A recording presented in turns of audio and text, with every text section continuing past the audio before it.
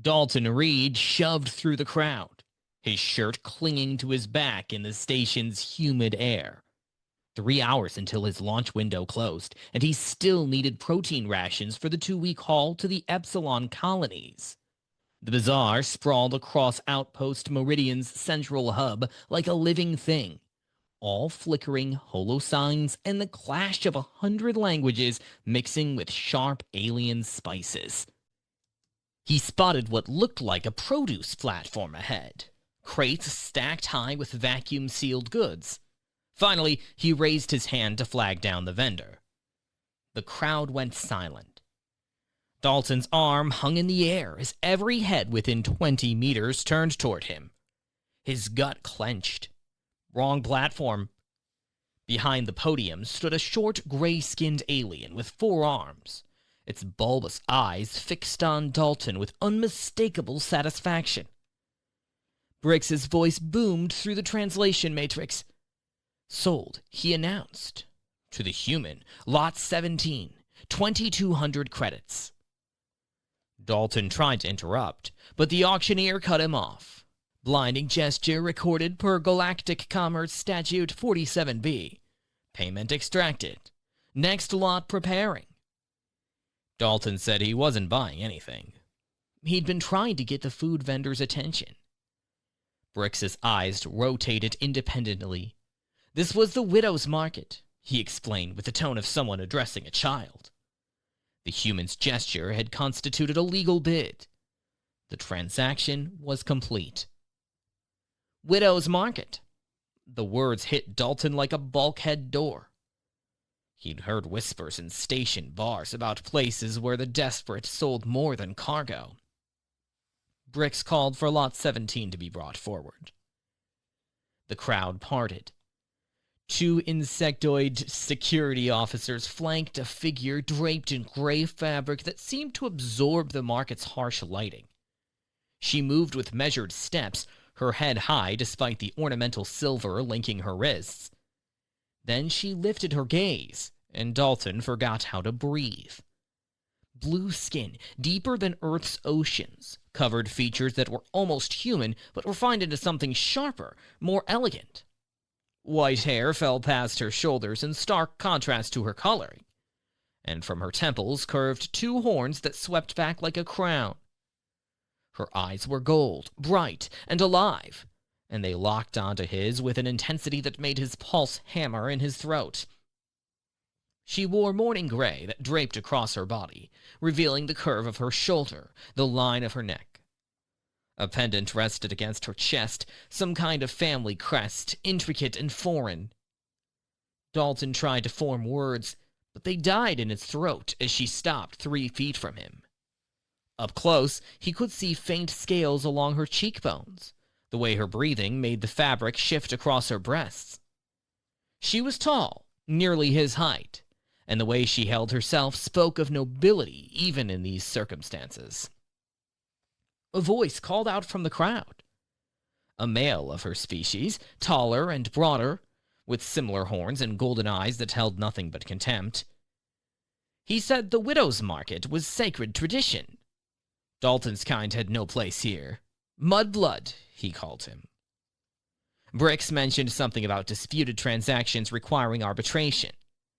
Security moved in closer, their mandibles clicking.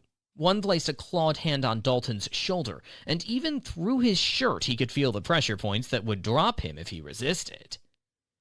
The auctioneer stated that galactic commerce law was absolute. The human's gesture had been recorded by 6 independent witnesses and the platform's AI. The bid was binding. Payment had been processed. The contract transferred now. Dalton demanded to know what contract.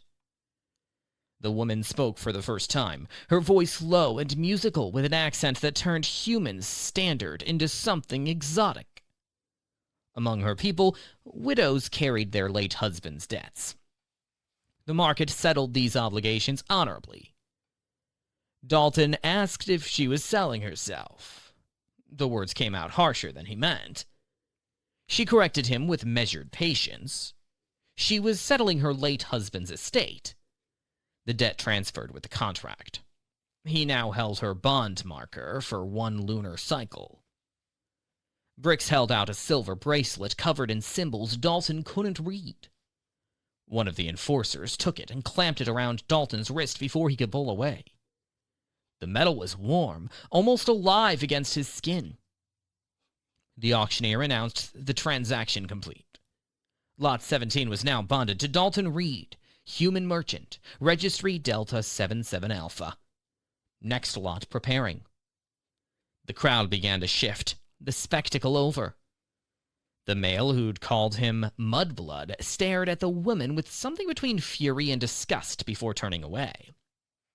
Others of her species in the crowd followed, their departure deliberate and synchronized in a way that made Dalton's skin crawl.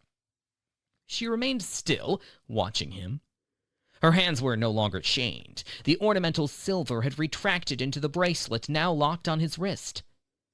He could see her pulse beating at her throat, the only sign she wasn't as composed as she appeared. Dalton started to say he didn't want this, but she interrupted him. His heartbeat said otherwise.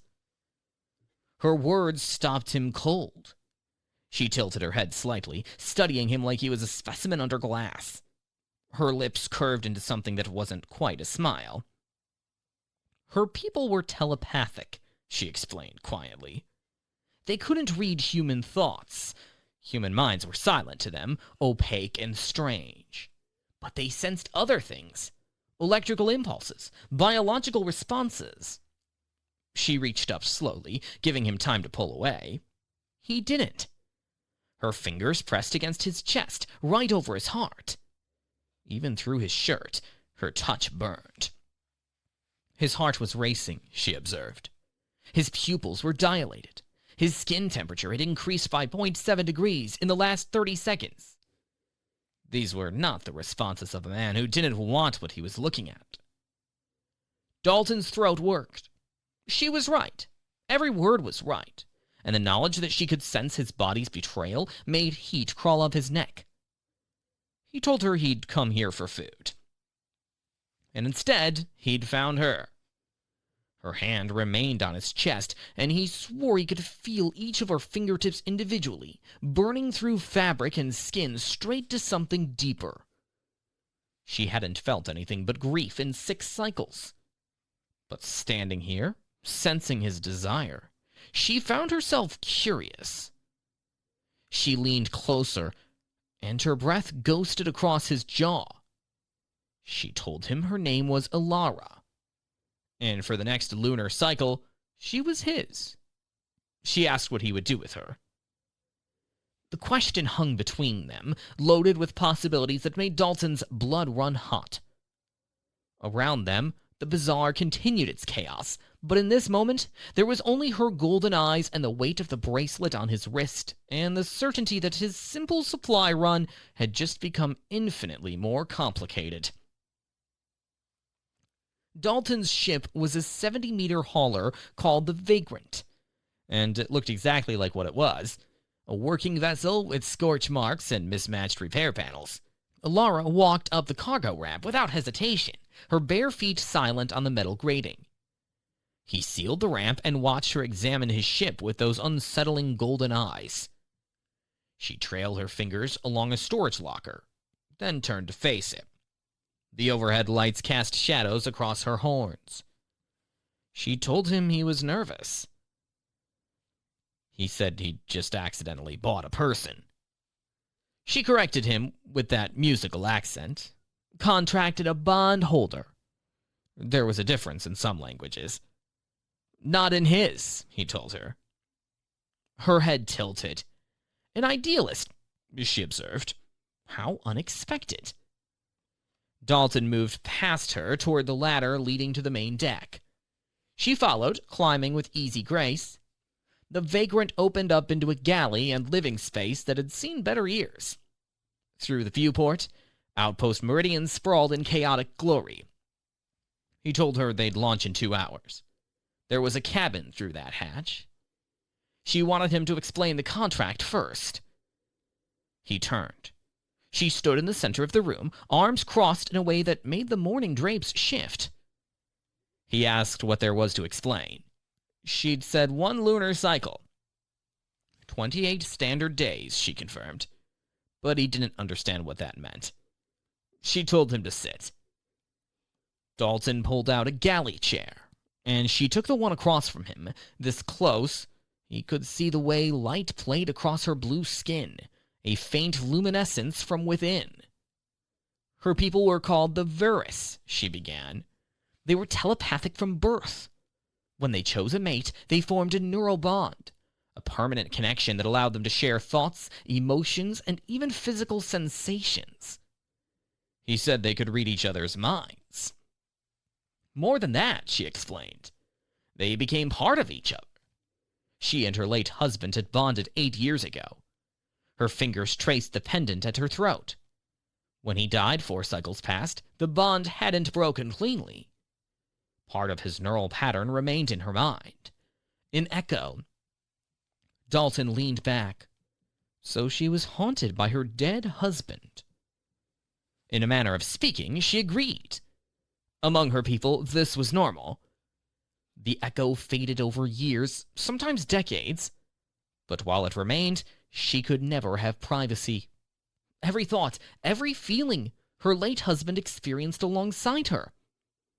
That sounded like hell, Dalton said.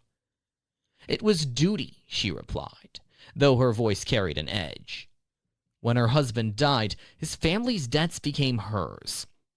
The widow's market was how the Verus managed such things. Another male purchased the contract, assumed the debts, and received all traditional rights. Dalton asked what that meant exactly. Companionship, she said. Service. Whatever the contract holder desired. She paused. Including physical intimacy, if requested. The words hung between them. Dalton's mouth had gone dry. He asked about her late husband's echo. Would he be there for all of it? Yes, she said simply. He swore under his breath. But Dalton was human, she said, leaning forward. The shift made her drapes slip off one shoulder, revealing more glowing blue skin. His mind was opaque to the Verus. When she stood close to him, when she touched him, the echo went quiet. For the first time in 4 cycles, she could think without her late husband listening. Dalton stared at her. That was why she was curious. That was why she was sitting here instead of demanding release from the contract, she confirmed. Her fingers drummed on the table. He was like a null space in her mind. A refuge. And the way he looked at her, she broke off, her skin darkening along her cheekbones. No one had looked at her like that since before her bonding. Among her people, mates knew each other's thoughts before the first touch. There was no mystery. But with him... She stood and circled the table. Dalton rose to face her. She stopped inches away. She told him to show her. He asked what? These human courtship methods, she said. Her hand came up to rest on his chest, feeling his thundering heart. She wanted to know what it was like to be desired by someone who couldn't read her mind, who had to discover what she liked through touch. Dalton's hands moved to her waist. The fabric was silk, soft under his palms, and beneath it, her body was warm and real. He started to say her name, but she cut him off. She hadn't felt anything but grief, she whispered. She wanted him to show her something else. He cupped her face, his thumb tracing her jaw. Her eyes widened, her lips parting. Slowly, he let his fingers trail up to one of her horns. The moment he touched the curved bone, she gasped and her knees buckled. He asked if they were sensitive. No one touched horns except bonded mates, she breathed. It was too intimate when thoughts were shared. But he couldn't hear what she was thinking. He didn't know. Another gasp escaped as he explored the texture. He didn't know what this did to her unless she told him. He told her to tell him then. Her hands fisted in his shirt. It felt like lightning down her spine, she said. Like every nerve waking up after years of sleep. She pulled him closer, her mouth near his ear. She asked him to kiss her, to let her feel something without her late husband watching. Dalton tilted her face up and kissed her slowly, learning the shape of her mouth. She responded with desperate hunger, pressing against him as her fingers tangled in his hair. She tasted exotic and sweet, and the sounds she made sent heat pooling low in his gut. His hands traced her spine through the drapes. She arched into him, and when he broke the kiss to trail his lips down her neck, she shuddered and whispered his name. He walked her backward until her legs hit the counter. She hopped up, and suddenly her thighs were bracketing his hips. He stepped between her legs, and she wrapped them around him. He managed to say something about his cabin. They should move there. The proximity alarm shrieked through the ship. They froze. Alara's eyes went wide. Dalton forced himself back, and she slid off the counter on unsteady legs. He moved to the console and pulled up the display. A ship was approaching, sleek, diplomatic, with Varus markings etched along its hull. Alara breathed a denial behind him. The comm crackled to life. A male voice, cold and formal, identified the vessel as the Eternal Bond. They were here for Alara of House Thren. The Vagrant was to prepare to be boarded. Dalton looked at her. She'd gone pale, her hands trembling. Her late husband's family, she said. They'd found her. The airlock cycled with a hiss. Dalton stood at the bottom of the ramp, Alara behind him. He could feel the tension radiating from her body. Two figures descended. The first was male, tall and powerfully built, with horns that curved back aggressively. His skin was deep indigo, and his golden eyes held nothing but contempt. Behind him came an older female, white hair bound in elaborate braids, her presence commanding. The male spoke first. Coven of House Thren, brother to the late heir. The woman was High Mother Talrys, matriarch of the house. Dalton introduced himself. Coven's lip curled. A merchant, he said with disgust. Hardly worthy of what he'd stolen.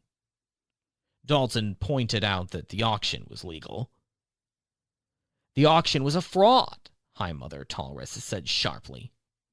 Alara was highborn. She should never have been at the widow's market. Someone arranged this to humiliate their house. Alara stepped forward. The contract was still legal under galactic law, she said. Coven moved toward her with predatory grace. Legal or not, she was coming home. She had obligations. High Mother Talrys added that arrangements had been made. Coven would bond with her, preserving the bloodline. It was decided. Alara asked if she had any say. Coven reached for her temple, the telepathic touch. Alara flinched violently, stumbling back into Dalton. He caught her, and she pressed against him. Her breathing steadied. The panic faded.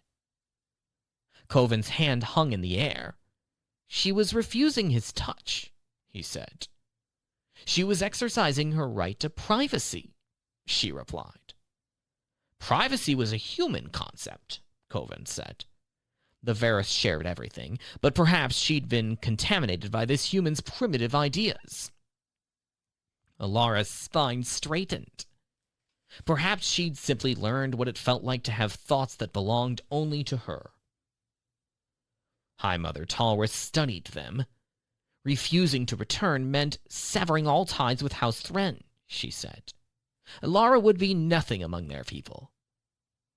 Alara's voice was steady. She understood perfectly. Coven's composure cracked. What had this human done to her? She was still carrying his brother's echo. She was still bonded to House Thren. She couldn't just walk away.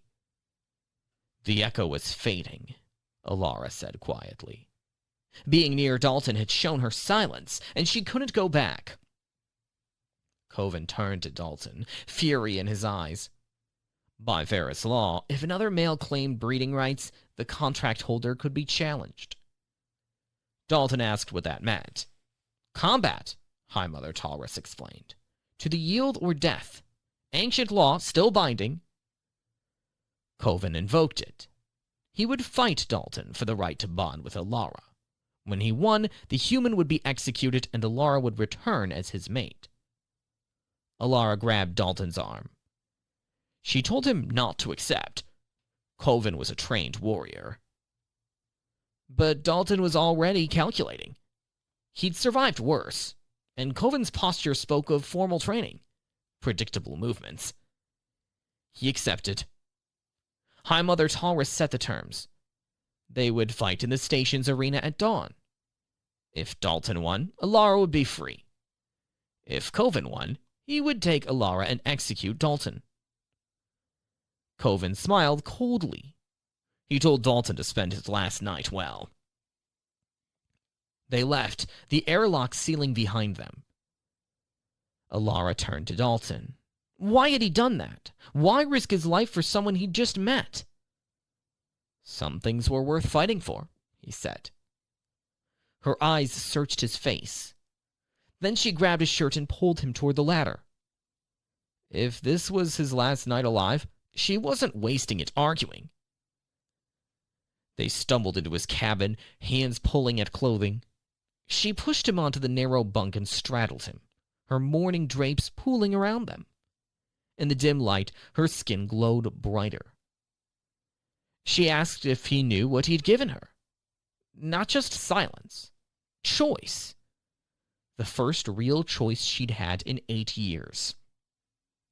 Dalton pulled her down for a kiss, and she melted against him. Her hands explored his chest. He worked the drapes off her shoulders, revealing smooth blue skin. She gasped when he found sensitive spots, where her neck met her shoulder, the hollow of her throat, the soft skin below her horns. She learned him, too, discovering what made his breath catch, what made his hands tighten. There was something intoxicating about the way she focused on his reactions, reading his body instead of his mind. Every touch was an experiment. Every caress a question answered by how he moved beneath her. Time became irrelevant. There was only skin and heat and the desperate need to memorize each other. She whispered his name like a prayer, and he traced every inch of her like something precious he might lose. Later, tangled together, she traced patterns on his chest. Among her people, this would be the moment they'd form a bond, she told him. Their minds would merge forever. He asked if she wanted that. She was quiet. Then she said no. What they had was better. The mystery, the discovery. It was harder than telepathy, but it was real. Dalton held her tighter. He'd win tomorrow, he told her. She pressed her face against his neck. Coven would read his intentions before he could act, she warned. Telepaths knew what you'd do before you'd do it. Then he'd think about something else, Dalton said. She looked up, confused. If his thoughts could confuse a telepath, maybe chaos was better than strategy. He'd fill his mind with random thoughts during the fight. Make himself unreadable through noise instead of silence. Her eyes widened. He was brilliant and insane in equal measure, she said. That was about right, he agreed. Dawn came too quickly. Alara dressed in borrowed clothes, practical pants and a shirt. She'd discarded the morning drapes completely. Standing in the airlock, she caught his hand. Whatever happened, he'd already won, she told him. He'd given her freedom, even if only for one night. Dalton kissed her like it wasn't the last time. He'd see her after. Her eyes held hope and fear. She told him to come back to her. He intended to. The arena was packed. Word had spread fast. A human challenging a Varus warrior for breeding rights? Dalton walked through the entrance tunnel, the roar of the crowd washing over him like a physical force. The arena floor was sand, dark red and coarse under his boots. Above, the viewing boxes held hundreds of spectators. He spotted Alara in the reserved section, flanked by security. Her blue skin stood out against the drab uniforms, and even from this distance, he could see the tension in her shoulders. Coven entered from the opposite side.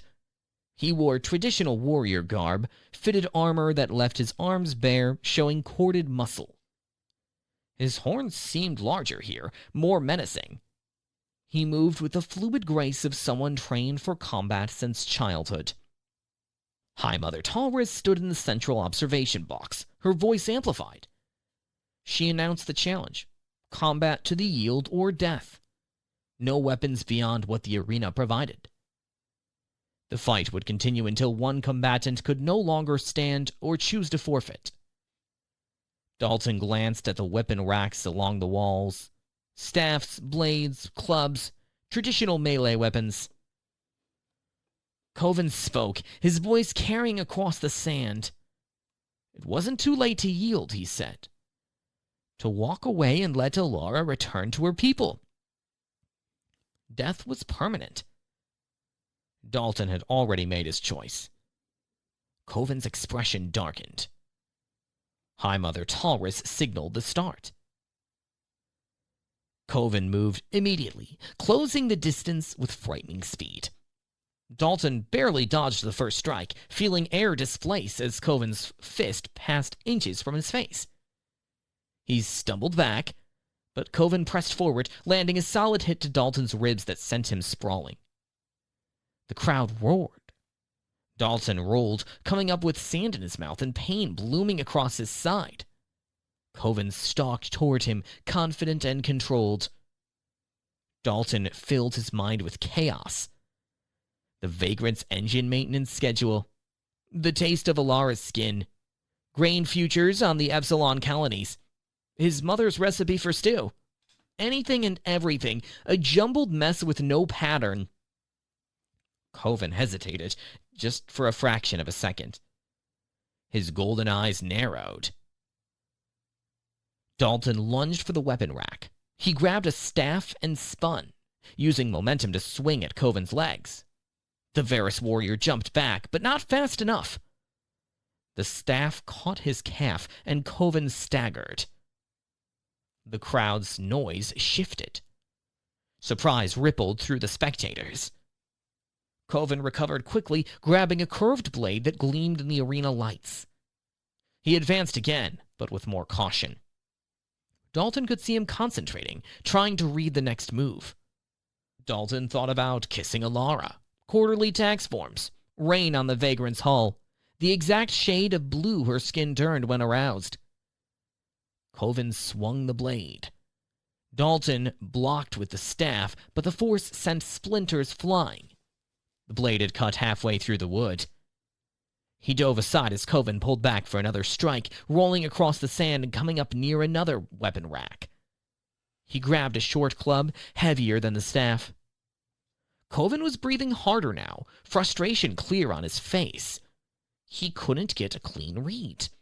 Every time he tried to anticipate Dalton's movements, the human's thoughts scattered. Dalton pressed forward. He feinted left, thought about going right, but went straight forward instead. The club caught Coven's shoulder, and the warrior grunted. But Coven was still faster, still stronger. He grabbed Dalton's wrist and twisted, forcing him to drop the club. They grappled, and Dalton felt the difference in their physical capabilities immediately. Dalton headbutted him.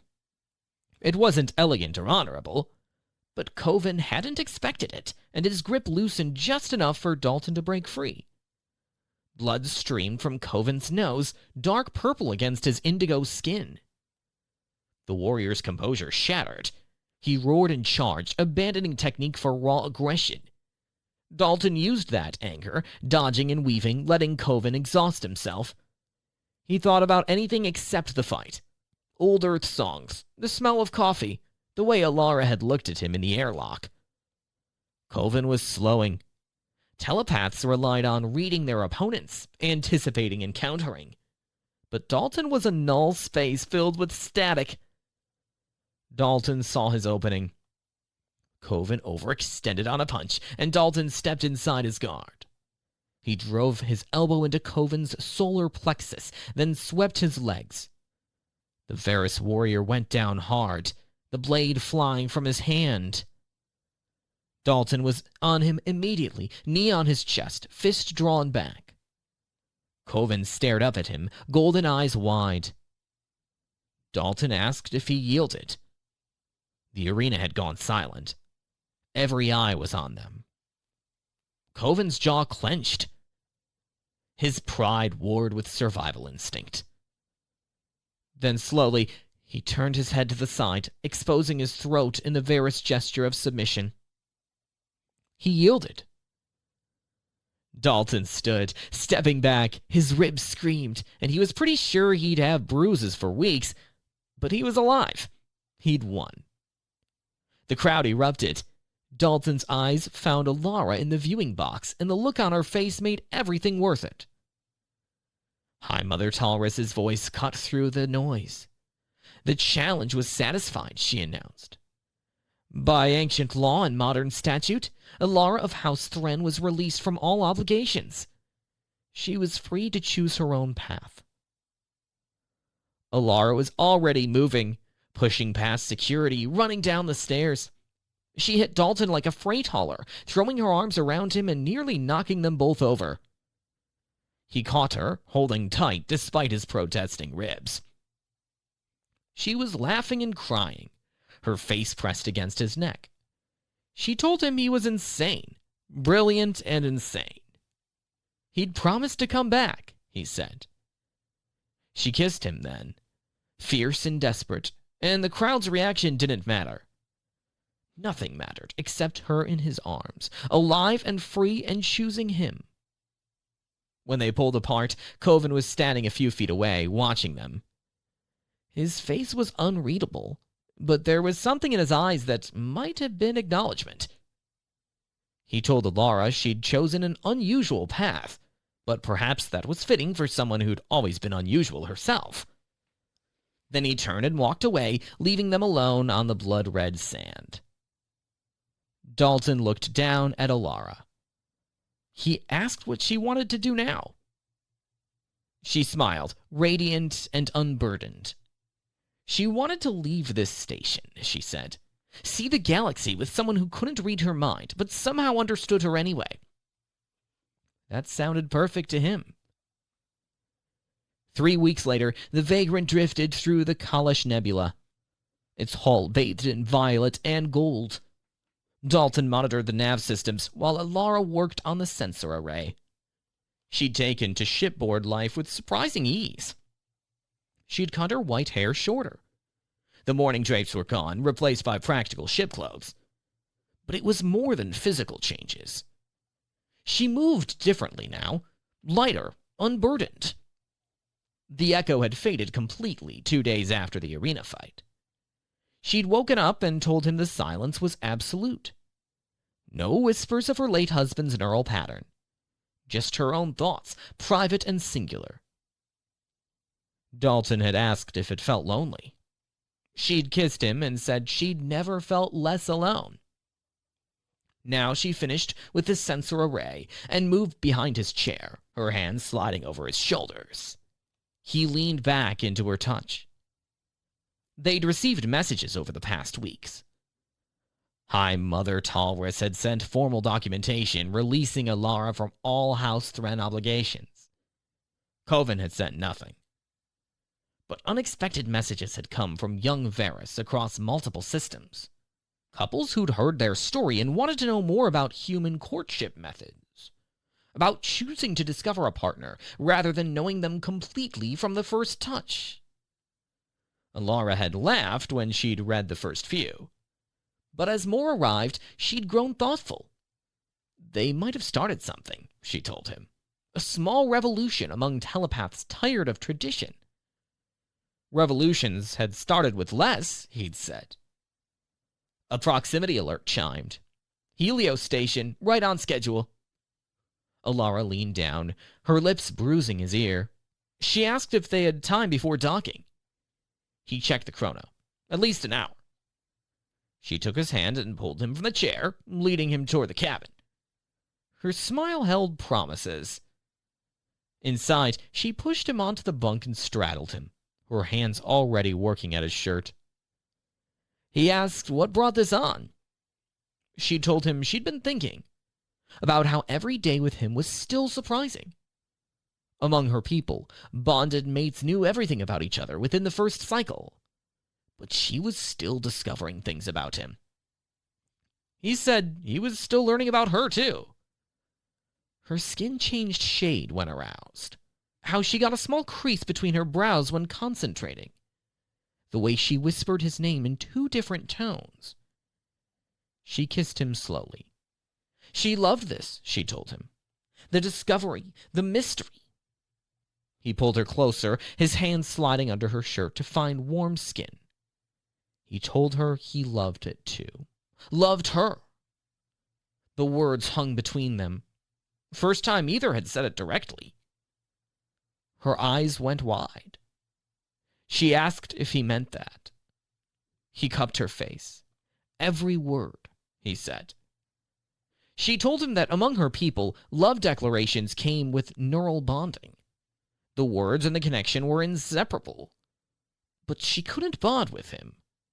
His mind would always be opaque. So she'd thought maybe she couldn't truly love him without that link. Dalton asked what she thought now. She smiled, radiant. She thought her people were wrong. Love wasn't about knowing everything. It was about choosing to learn someone, day after day. She told him she loved him too. Not because she could read his thoughts, but because of who he was when she couldn't. Because he'd fought for her freedom. Because he made her laugh and touched her like she was precious. He pulled her down for a kiss that quickly turned heated. Her hands explored familiar territory that somehow still felt new. Time dissolved into sensation and shared breath. Later, tangled together, Alara traced patterns on his chest. She asked where they were going after Helios Station. Dalton told her he had a contract for medical supplies to the outer colonies. 3-week run. But if she wanted to go somewhere else, they could adjust course. She was quiet. Then she said she'd received an interesting message. A group of young Varys on Teresh wanted to meet her, to learn about human courtship methods. He asked if she wanted to go. She looked up at him. She'd spent 8 years fulfilling others' expectations. But now she was free to choose. And she chose to help others find that same freedom, if he was willing. The Vagrant could make it to Teresh, he told her. They'd deliver the medical supplies, then head there. She laughed, bright and unburdened. When she'd stood on that auction block, she'd thought her life was ending. But instead, it had been waiting to begin. He said he'd only come for food supplies. And found something much better, she finished. The proximity alert chimed again. 10 minutes to docking. They dressed reluctantly, trading kisses. When they made their way back to the cockpit, Alara took the co-pilot's chair like it had always been hers. Dalton guided the Vagrant through the docking sequence. Through the viewport, Helios Station sprawled before them. Beyond it, the stars stretched infinite. Alara reached over and laced her fingers through his. She told him she was glad he'd raised his hand at the wrong platform. He squeezed her hand. So was he. The Vagrant settled into its berth. Dalton shut down the main systems and turned to look at Alara. She was smiling, radiant and free. She asked what he was thinking. He told her she'd have to guess. She leaned across and kissed him. She guessed he was thinking about how lucky he was. About how a simple supply run had changed everything. He asked how she'd known. She grinned and tapped her temple. Telepathy, she said. He raised an eyebrow. She laughed and admitted she was lying. She just learned to read him the human way, through time and attention and love. That was even better, he said. She agreed. They left the Vagrant together, stepping onto the docks hand in hand. Around them, dozens of species moved through the bazaar. Somewhere in the chaos, an auctioneer's voice called out lots. But this time, he knew exactly where the food vendors were. And even if he didn't, he had everything he needed right beside him.